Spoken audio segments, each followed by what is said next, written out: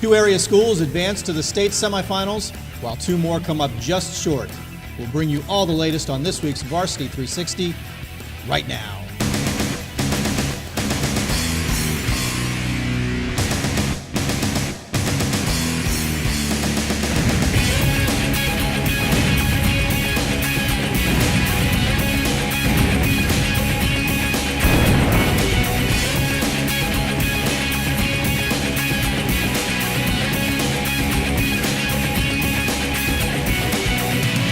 Hi there, everyone, and welcome to this week's installment of Varsity 360's Gridiron Report. This is our December 1st, 2014 installment. Mark Coleman here from the Virginia Varsity Sports Network. Very happy you've joined us. Happy to be at FLSvarsity.com and happy to be joined by one of my favorite members of that FLS Varsity team. He is the assistant sports editor for the Freelance Star and roaming all over the state of late. It is Mr. Justin Rice. Justin, good to see you, man. 1,200 miles, around about this month to cover high school sports. Another 400 or so coming up this Saturday for another trip. Going to be an exciting one. Living the dream. Yeah. Living the dream. I'm always on pins and needles wondering, is Justin going to be on this week's Varsity 360? And here you are. And here I am. How lucky can we be? Glad to be back. Well, we also have a member of the VHSL Hall of Fame. He is the head coach at Colonial Forge High School. He has 238 career wins, 2 state championships to his credit. He's honestly stinging a little bit from a loss this past week. We'll get into that just a bit. But it is Coach Bill Brown. Coach, welcome to the show. Thanks so much for joining us. Thank you. And, you know, I really appreciate the fact that you cover high school sports the way you do and bring the attention to the community of all the things our kids are achieving. So it's great to be here. Good, good. Good job, Mark. Yeah, well, thank you. There are some wonderful stories in high school sports, high school coaches, high school athletes, everything that goes into it. I think it bears the community knowing about, and I'm happy to be able to do a little bit of it. So I really do appreciate you being here, taking the time out to chat with us. Typically, I would be at practice, and so unfortunately, that ended. So somehow football goes on after you're eliminated. Isn't that, it's a strange concept, I know. We were here with Coach DeMarco a couple weeks ago, and he said, there are games this next weekend? Yeah, I think he was done, and he was done for a little while. You got to take a time, I think. Yeah, unless you win the state championship, that last one has a bitter taste to it. You know. Very true, very true. We talk about that, particularly during this time of the season. It's a sad reality of the sport, but it's part of what makes it a beautiful game. I had talked with Justin down at Oscar Smith and told him that I'm very proud of the quality wins we've had in the last 2 years. Sure, our goal, like everyone, is to win a state championship, and it doesn't happen every year. When I look back at the quality wins we've had of people we've beaten, like the programs such as Hilton and Ocean Lakes and Thomasdale, and we beat Hermitage last year in 2 overtimes. We're playing against great programs and matching up, and so I'm very proud of that. Yeah, that's an outstanding accomplishment, and although the season doesn't end with that ultimate goal, hopefully the kids have learned something. They've got some great experiences that they'll carry forward for the rest of their life, and I'm sure that you've got some great memories and experiences from that as well. Yeah, absolutely. And you see young people after a game like that, especially seniors, with tears coming down their cheeks, and I count that as a good thing because it meant something to them, right. And they put everything they had into it, and they also learn a lot about life in dealing with those kinds of disappointments. Absolutely. And so there's a lot of great things, as you know, that high school sports put into young people. Certainly. Well, let's chat a little bit about this game, Coach. Sorry to do this to you, but you guys had to take a bit of a road trip out to the Newport News area and took on a very strong Oscar Smith team. They jumped out a bit early on you. I guess, Justin, you were at this game as well. Oscar Smith coming away with a 32-21 victory. But this was, in some ways, a tale of two halves. I mean, that were first quarter and then the rest of the game. Yeah, I think you certainly walk away and you think Colonial Forge had a lot of opportunities to maybe win this game. If they get a little more out of their defense in the first half. They had some good red zone trips in throughout the game that didn't pay off, via turnover or ball goes over on downs. But they were certainly in the game, and they're just a couple plays away from being right there. Coach, I know your first march, you guys, it was methodical. You guys were picking up yards, doing it through the air, on the ground, picked up some third downs, and marched right down the field and scored a touchdown to open the game. You had to feel really good about yourself at that point, I think. Well, you know, we've been fairly productive this year offensively, but in all of football, but especially high school football, to put methodical drives together without penalties, without, you know, a fumble, without an interception, when you play that many plays in a row, that's very positive when you can do that. We'll take a big play for a touchdown, but you know, the drive, you're also keeping the ball out of one of the best backs in the state of Virginia's hands when you've got the football and they don't have it. But we did feel good. We felt good that we had been successful on that drive, opening drive of the game. We had elected to receive, so we needed to make it work. And unfortunately, we didn't even slow them down when they came out. I think if we'd have played good defense on that first series that they had the ball, then their confidence level wouldn't have been as high as it was. I think that gave them a real boost in that their great running back was having the success. Yeah. Deshaun McAleese from Oscar Smith, he's, I think, the story of the first half. About 140 yards at the half, 27 carries for 235 yards for the game, and really was the story. He didn't break a big long run, a couple very nice runs, but it was a lot of 10 and 12 and 15 yards at a pop. Coach, what do you think, you know, in retrospect, you've seen film, do you think there's something, some scheme you guys could have done it better, or you just needed to maybe play a little better on the defensive side? Well, it's like playing golf. You hit your first shot and it wasn't too good. You love to have that second shot. Some reason that second shot always looks a little better. You know, if I could have 2 shots every time. You've not seen me play golf. Yeah. But, you know, anytime that you are giving up yards and anytime the offense is being very successful against you, you're going to go back and look at what could we have done differently. You know, at this point, I haven't studied the film because we don't have another game for a long time. I haven't really studied the film as to what went wrong on defense. What I have looked at is, you know, the simple things. We did not get to the point of attack. We didn't tackle when we did get there. And then, you know, we didn't run to the ball. Like, what has made us a good defense is running to the ball, and we, for some reason, didn't seem to have our guys get there like we would have wanted to. And they're good. I mean, you know, they're undefeated for a reason. Sure. As I said on Saturday, I would love to see them have to come out of their area and play. You know, they go undefeated, so they stay at home, and they don't have to travel. Last year, we drove down there one Friday night and played Ocean Lakes, turned right back around the next Saturday and go back and play Oscar Smith. That's not the easiest way to get it done. You know, you'd like to have some home game, but you know, they were able to run the table in their area down there, so they had the home field advantage. Right. Do you think the region is wed to the, you know, of course, in the 6A South, it's divided in half, and then they come back when it's a Final Four and reseed it. Do you think the region is still wed to that idea? Do you think? I'm not thrilled about it.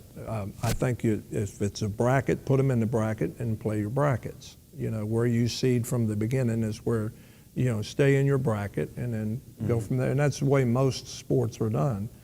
The reseeding, I think it benefits their area. I don't think it benefits anybody else. I don't think it benefits Richmond area. I don't think it benefits us up here in Stafford or Prince William, but I do think it benefits the beach. Yeah. Okay.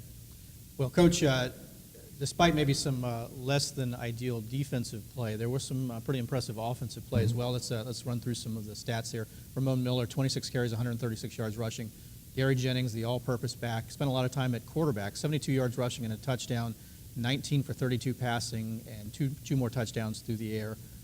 Joel Miller with 7 receptions for 95 yards and a touchdown, and Jamal Brown with 75 yards receiving. Justin, do you have I think importantly, Oscar Smith shut you guys down last year. That wasn't the case this year. Kelowna Forge moved the ball really well the entire game, especially from the 20 to the 20. Their defensive player, their linebacker, made a real nice play on one interception. They had another interception that ended the drive. And you had to be thrilled or excited about how the offense played. Or Well, I think we had over 500 yards of offense, rushing and throwing. I mean, anytime in high school football you've got 400 yards offense, you've done well. We had 500 yards of offense against an undefeated team.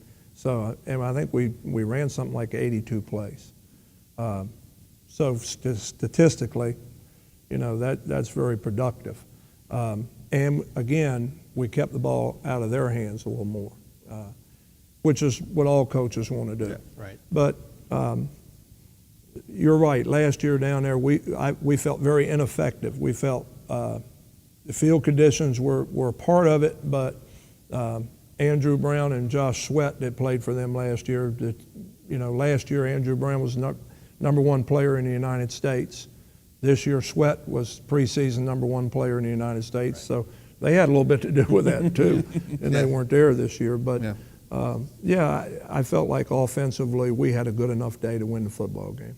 Certainly, Well, nonetheless, Colonial Forge runs into a very strong Oscar Smith team, and it ends their season. They do finish a successful season at 9-4, and sure looking forward to another good year next year. You know, my defensive coordinator is in the same office with me. He came in this morning after I'd been there, and I had formations up for next year. He said, "Coach, you're not taking the day?" I said, "No, because I'll forget this stuff." I said, "I've got it in my mind right now. I'm going to put it on paper." I said, "A month from now, I may not remember it." So, there you go. The preseason has already started. We're working. We start weightlifting Monday, a week from today. Okay. And give these kids 1 week, just one. Yeah. Well, I'm telling you, when we say, okay, we're going to wait till January, they're all at the door. Coach, why can't we lift? Why can't we lift? So we lift. You know, we go, and you know, it's like anything else. If you think you're going to take it away from them, they want it. You know what I mean? Well, so yes. we say, "Oh no, we're not lifting." "Oh, please, Coach." And I said, "Okay, well, you talked me into it." So, As a coach, you have to like that, to have kids Yeah. lining up, ready to go. Let's start looking towards next season. yeah, That's good. and that's the only healthy attitude to have. I think you know you can't dwell on this loss. You got to look at the positive things that happened during your season, how we're growing as a program.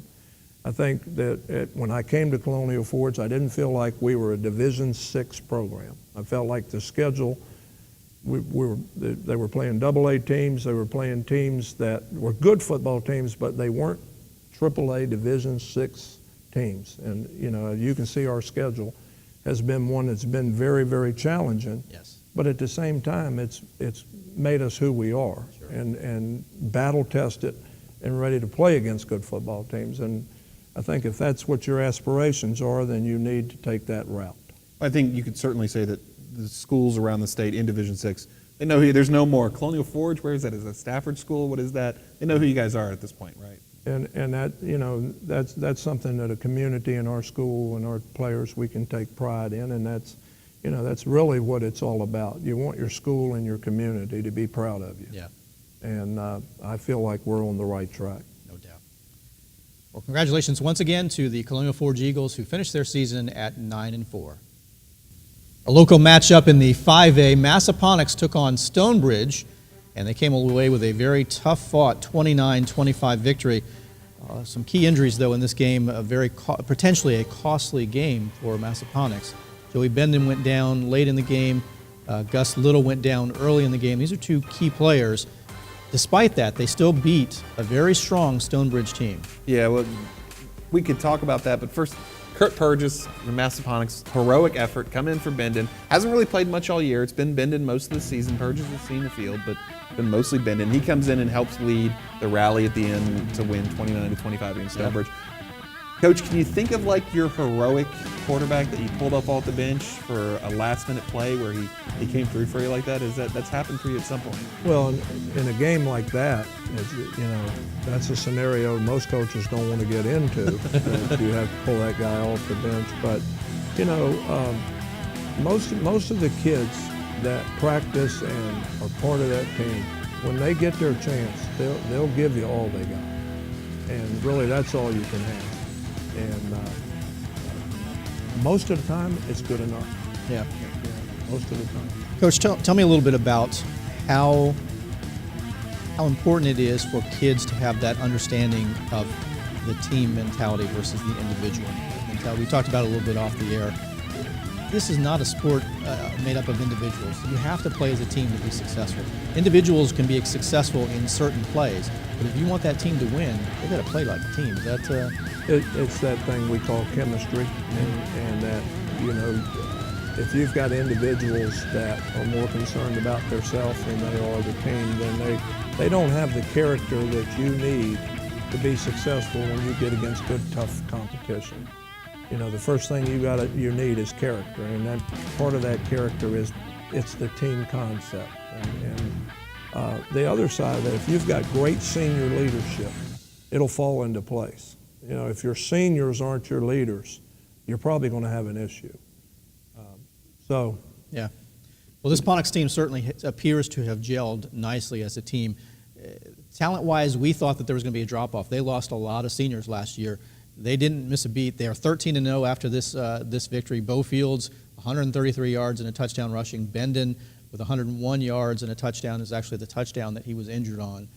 This Ponix team just keeps clicking. Eric Ludden, Coach Ludden, seems to have a formula down that's rather effective. Well, it's that option and just the way they coach it up, and every single year to replicate that option again and again. Give me 6 new pieces, and we'll run it just as well the next year. You know, they almost look like they're cloning people because they have this great fullback year in and year out that's hard to get on the ground. And then there's the halfbacks that they have. They're fast, shifty, tough, and then they plug in a quarterback that they've been grooming, and there they are again. All the coaches in this area that play against them, you don't ever tell yourself, well, they're not going to be very good this year. Yeah. You know, you can forget that. I think what you said about cloning is exactly right. Yeah, the Massaponics teams, they look the same every year, but every year they do it again. They're very effective. Yeah. Bendon, this upcoming week, that's going to be the question mark. It'll be a big question mark for them. Bendon certainly is an important piece as the quarterback in that triple option. And Coach, I'm sure you'll back me up on this. He is the coach on the field. He's making the reads. He's deciding where the ball is going to go. We don't know much about Purgis. Obviously, he played well against Stonebridge. Don't know how long he's been practicing at quarterback. We don't know who's going to be in there. That might make it a little bit more difficult for Tuscarora, actually, a game plan, now that I think about it. Maybe. Coach, where do you start with do you start with the quarterback, you start with the fullback when you're talking about the option and defending it? We always say you got to start inside out. If they're handing the ball to the fullback and you can't stop that, then there's no need for anything else. Game's over. But you've got to stop the fullback. You can't start guessing, is he giving him the ball or is he pulling the ball, because he's reading it. And so you've got to be committed. You've got to take the fullback. Excuse me. And then, you know, your linebackers have got to play discipline. Who's assigned to quarterback's got to take quarterback. And then when you think you've got that shut down, they're going to pitch the ball. And those guys we talk about, their halfbacks block so well on the perimeter that you've got a guy assigned to pitch, but he's got to beat a good blocker to get up there and get the pitch. Right. So they're very, very, very effective with that, you know. What was your impression of Bendon when you guys played them at quarterback for Ponix? Well, I was, I can't remember. I was scouting. We were sitting in the stands. I think it was over at North Stafford. I think I was watching North Stafford and Highland Springs because we were getting ready to play Highland Springs. And one of the coaches from Massaponics was there that I know, and I said, how's your quarterback going to be, you know, because I was really interested. And he said, he might be one of the best 2 we've ever had. And I said, well, you know, it's not, I don't like that. So, you know, he is really a good player. And you know, he reads that option very well, but, you know, a slow kid could read the option. An unathletic kid could read the option, but when you've got a fast kid that's very athletic that reads the option and then makes you miss, you know, that's what he does. Yeah, he's very good at it. Very, very, very quick to the hole. So that's where you're at with Massaponics. Yeah. Is Joey going to play? Or B, Purgis is going to have his moment to shine, I think, at Tuscarora. They're going to need him. They can still hand the ball to Bo Fields. They can still probably get the ball to those guys on the outside, maybe not as effectively. Yeah. They're going to need something from that quarterback spot. For the time being, Ponix comes away with the 29-25 victory over Stonebridge. They go to 13-0 on the season. Well, if it's the 3A and it's the playoffs, it must mean it's another victory for James Monroe, and that's exactly what it was. JM took on Loudoun Valley, had to go on the road for this one.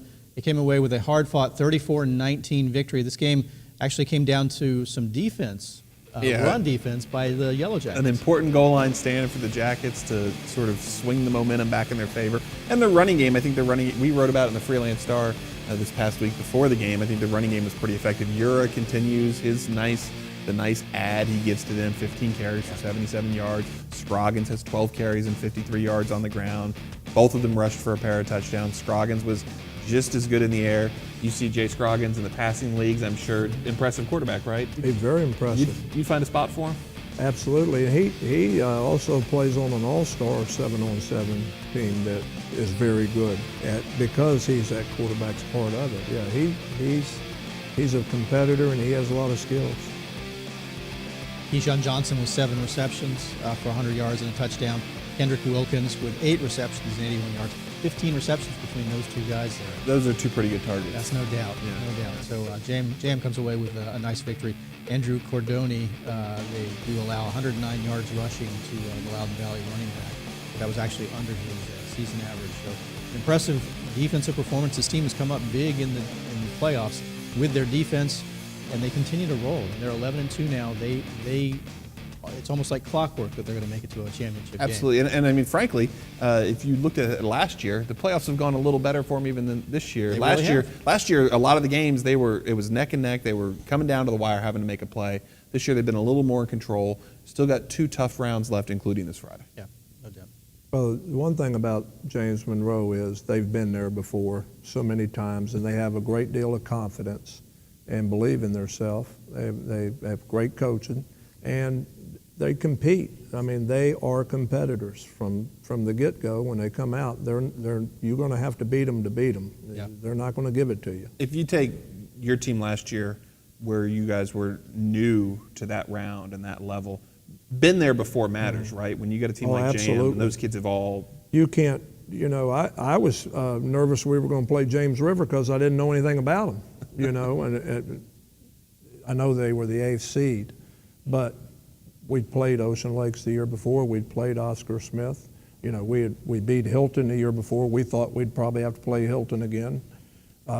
So, yeah, the familiarity is huge. Your game planning, like last year when we played Oscar Smith, they were a spread team on all the films and then came out in the eye and ran right at us. This year, although it didn't look like it, we did have a game plan for that. So JM Coach Survey goes forward. They move to 11-2 on the season. A tough game next week. We'll talk about that in just a bit. But they come away with a 34-19 victory over Loudoun Valley. A rematch of a very good regular season matchup in the 1A, and Essex wins this one again. They come away with a 39-14 victory over Colonial Beach. Justin, I know that you were at this game. It sounds like the story was just that the Drifters almost ran out of players. Well, Colonial Beach has 22 players on the varsity roster. They got about 12 or 13 kids who play. All those kids play both ways. Lamar Lucas is their leading tackler on defense and their leading rusher on offense. Cameron Headley's their second leading rusher on offense and important defensive lineman for them on defense. Those two both get hurt in the first half. Colonial Beach is leading 14-13 at halftime. Essex runs away with it in the second half. Colonial Beach just ran out of bodies. Guys getting hurt left and right. And once you start subbing guys on a team like that where there's just not a lot of depth, there's just not, you're going to be in trouble. I'm sure there's a lot of disappointment in Colonial Beach, a lot of disappointment around the state for teams that lose in the playoffs. It's just the nature of the sport, Coach. But this was a successful season for the Drifters. I mean, to go 10-3, they gave Essex a run for their money in that regular season game. 28-20 was the final score there. Both games were played at Essex. Lamar Lucas certainly has had a very wonderful season. I think this has been all around a successful season for Colonial Beach. It's a great year. Everything to be proud of. It's a great year for Colonial Beach, and they know that. And you walk off the field and you go, you didn't get our best game. We didn't have our 2 best offensive players and our 2 best defensive players. It is what it is. Yeah. Tough, but I'm sure once the sting wears off, they'll recognize that this was a very good season for Colonial Beach. Well, we have made it to the state semifinals, and Justin, a quick little note here for you. According to VHSL reference, of the teams still alive in the playoffs, 6 are from the 540 area code, and that leads the state in Wow. teams still alive. So how about that? The 540 finally making a presence Still alive through last week? through games played this past week. Wow. Alive currently. Coach, you've been around. Sorry, you've been around high school I've been football. around, that's for sure. Can you talk about the evolution of the Stafford schools and what it meant when you were at Potomac in the 80s and what it meant to play a Stafford school then and what do you think it means to play a Stafford school now? Could you talk about the difference there? Well, the growth in Stafford County wasn't there in the 80s and 90s like it was in Prince William County. That the closer you are to Washington, obviously everybody knows that. That's where the population is. So we had a lot more athletes to choose from in Prince William back in those days than the coaches and the programs in Stafford had. And usually it was a mismatch. You know, if we were a Prince William County school and we felt like we were playing a Stafford County school, we had a mismatch that we felt favorable. But, and I think that pretty much the schools here felt like they didn't have a chance beating those teams, you know, and I think that worked against them as well. But the growth in the coaching and that's in this area now has changed all of that. We have players we can match up and our counties have proven, in this area has proven we can match up with anybody in the state. And, you know, it's come a long way. And the coaching in the area here, I think, is outstanding. And I'm not, please not talking about myself, but when I look at the coaches that are in these schools right now and their records and their resumes are very, very good. And their programs right now are very good. You know, we kind of call it our Southeastern Conference around here because we got to match up with somebody that's pretty good every week. And so it's grown and it's in a healthy state right now, I think. I think it's good coaching and I think there's lots of good athletes, and I think there's a lot that communities can be proud of and actually be entertained by if they go to the games. Is there one coach other than Colonial Forge you'd say these guys are doing it the best right now? You think it's really close? Well, I think they all have their similarities, but they also have their differences, and that's what makes them who they are.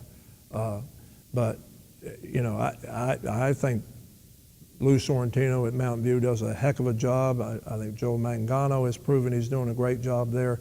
Brook Point hired Tommy Buzzo, who has a great history and a resume. Eric London is pretty much becoming a legend with Massaponax. River Bend's growing and getting better and better and in the playoffs. So there's a lot of good coaches. I think Chad Lewis does a good job at Stafford. I think Chad has had a couple of years of not as many athletes as some of the other schools have had, but one thing you know, when you play them, you better be ready to play because they're coming hard. So I'm pretty impressed with the whole area in coaching. Well, some impressive performances, and we are anxious to see if we can get a state champion from the Fredericksburg area. That would certainly be exciting. In the 6A, Coach, we'll jump right in. Oscar Smith and Ocean Lakes, these are a couple of teams that you know a thing or two about. Any feeling about how this one's going to play out? Well, there's great athletes at both schools.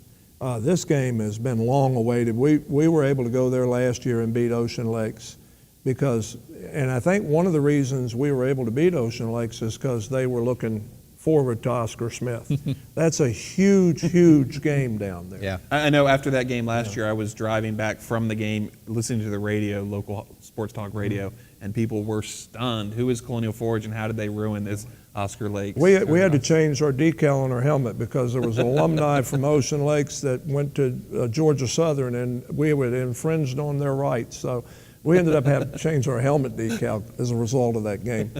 But it's a huge game down there. Both teams undefeated, and they both run the table in their areas. And then, you know, people down there want to see that matchup, and it'll be such an emotional game.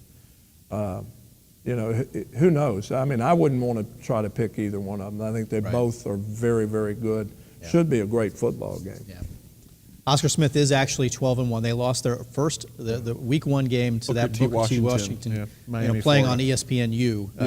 The national champion. I think nationally televised games don't count. That's Well, it does count, but it doesn't count in a bad way necessarily. But yeah, clearly two strong teams. it's why they're going to have to go on the road this week. But they're playing at a neutral site anyway. Right.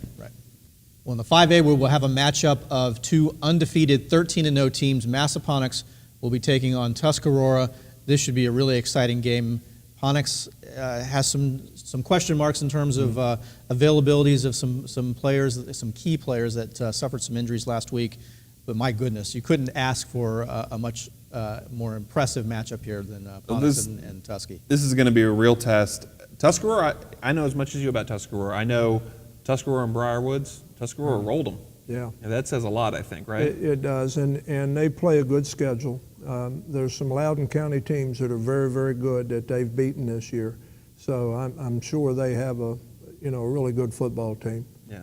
And they got good fast. So this school only opened in 2010. This is actually going to be their deepest foray into the postseason. This game will be the furthest that they've played.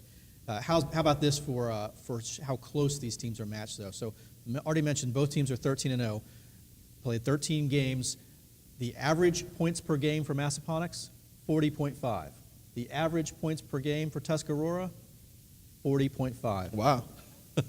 You have to go out to like the 4th or 5th decimal point to actually find a difference there, which is probably not significant statistically. Yeah. This should be an interesting game if both teams have all the weapons at their disposal. Yeah, I think, we talk about the quarterback from Massaponax, but their linebacker tight end that is committed, I believe he's committed to Maryland. Maryland. Yeah. He's a heck of a player, and they're going to need him. Yeah, Gus Little is his name.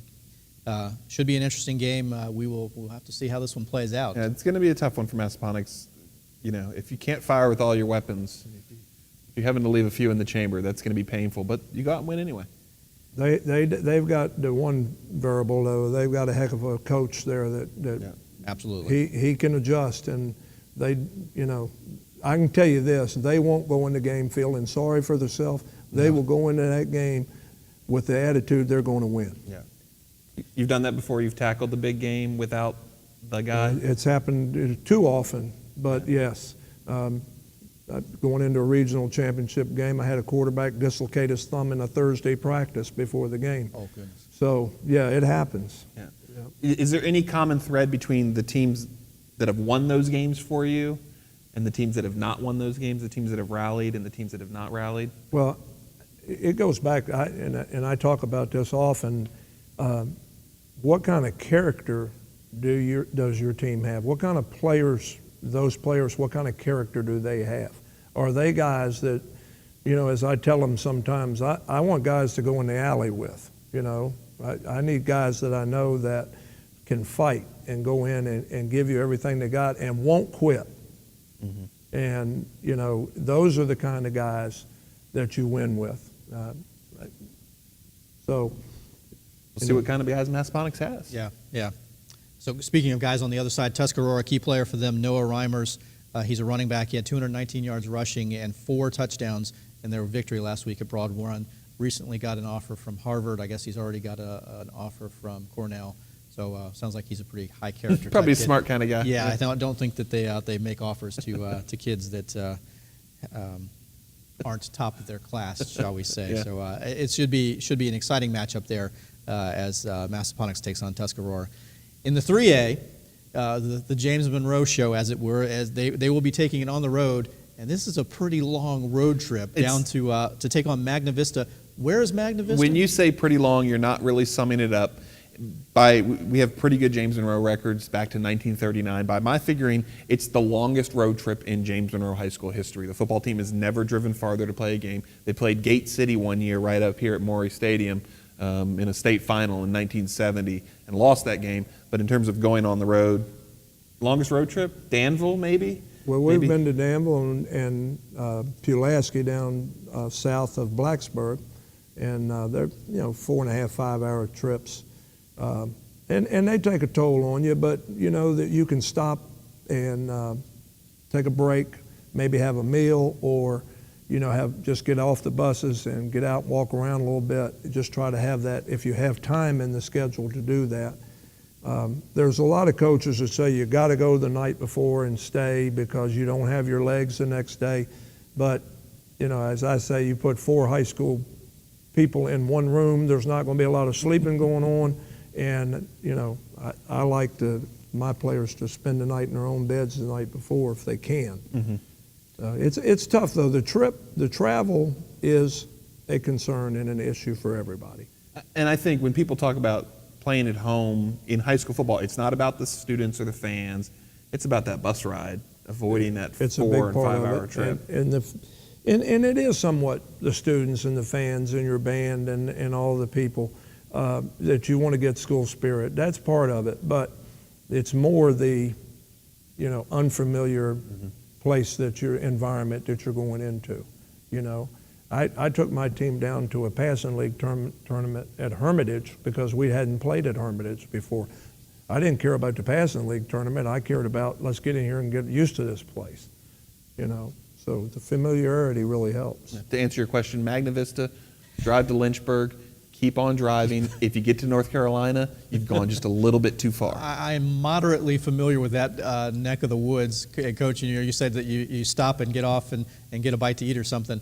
I don't know there's a whole lot of places to stop to get something. You might be able to stretch your legs, but pack a picnic lunch once you get south of Lynchburg. I think there's a good lesson for James Monroe. You're going to drive through Lynchburg. You're going to drive right past Liberty. That's right. You want to get back to there the next weekend? There it is. Let's go down here to Magna Vista and take care of it, and we'll come back there next weekend. And let's not push over. We're making a little bit of light about the location of Magna Vista. Magna Vista beat Northside this past week. They're the defending state champions. They beat Magna Vista last year on their way to the state championship. That was a big game for Magna Vista. James Monroe continues to have tough games put in front of them, yet somehow they continue to succeed. Well, a very strong road team, by the way, as well. What you said about taking them light, I think that's a good point. And I'll go out on a limb for you. Magna Vista, James Monroe, that's the 2 best 3A teams left in the state. I'll say that. This team, the winner here, I like next weekend. But yeah, the Magna Vista Northside is a good measuring stick. Northside, of course, we know still had some of those same defensive pieces back. And for Magna Vista to go down there and put a big score on Northside and win and get to this game, Magna Vista is going to be a good team, a good test for JM. Yeah, this is going to be a good one on Saturday. Well, you wouldn't expect anything less than some great games as we enter the state semifinals. 2 area teams still alive. We will have to wait to see how many can advance. Hopefully, we'll be talking about 2 teams playing in the state finals next week. You'll have to come back next week to find out about that, though. Fair enough? Fair enough. You're going to be here? We'll have to wait and see, man. We'll have to wait and see. Yeah. You had another point? No. You're good? Okay. Well, as always, I'm very happy and surprised sometimes to be partnered with Mr. Justin Rice from the Freelance Star FLS Varsity. You guys have a new website up, too. We do have a new website up, That's Fredericksburg.com. Check it out. The redesign Yeah. is up there. We've had guys working really hard on it. Looks pretty good. It does look good. Nice. It's nice, clean design. Good job to whoever was involved with that. Coach, I certainly appreciate the time. It's always a pleasure being able to chat high school football, especially with someone who's got as much experience Well, I really enjoyed it. I'm genuinely proud of football in this area, and anything that promotes that, I'm all for. So thank you. Well, thanks. I do. That means a lot to me. So thank you for that. And thank you for watching. Certainly appreciate your time. Hope that you've enjoyed what we're doing. As always, you can tweet me. I am at Mark Coleman V2SN. You can email me, mark@v2sn.com. Love to hear your comments. It's always fun to talk high school football, high school sports in general. Let me know if there's anything that you'd like to see. Check back next week as we will recap the state semifinals and hopefully preview a couple of teams playing in the state finals. Until then, my name is Mark Coleman for the Virginia Varsity Sports Network. Thanks for watching, everyone.